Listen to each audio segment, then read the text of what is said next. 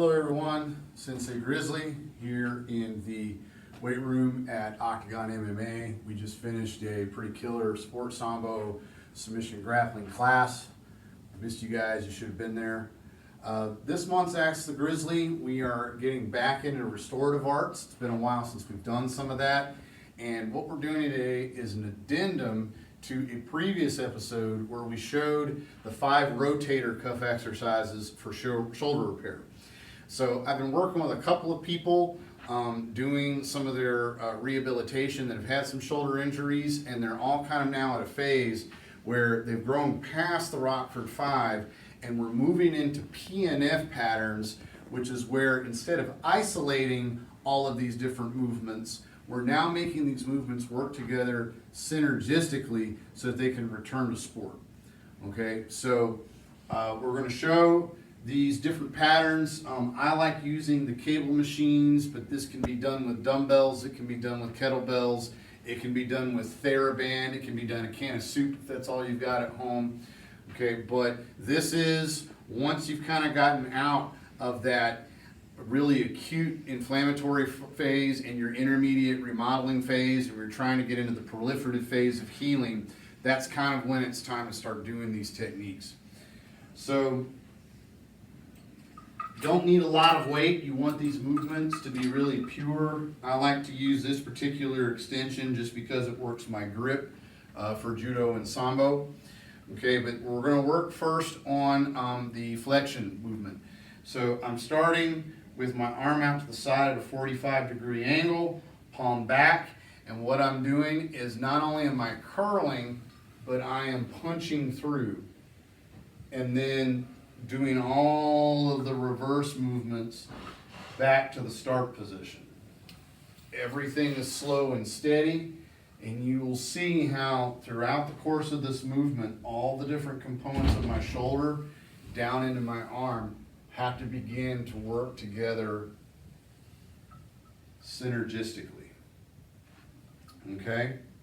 So in this case, we are raising the sword up. Okay? So we're pulling out of the stone and we're raising it up to the sky. The next movement is an extension movement. So now my body position is across my body, and it's like I'm pulling the sword out of the scabbard and raising it to the sky and putting it back in. So I'm drawing the sword and putting it back in.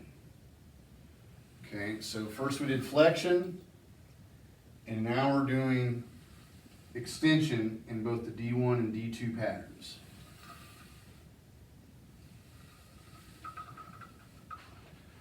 So when you do these, you can do them for sets of 10 after you've completed your Rockford 5 exercises. So now we have to do the inverse, the opposite line of pull.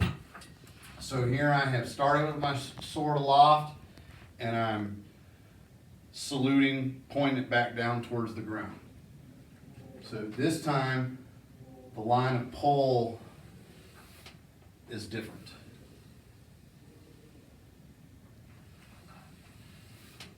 Getting these synergistic patterns.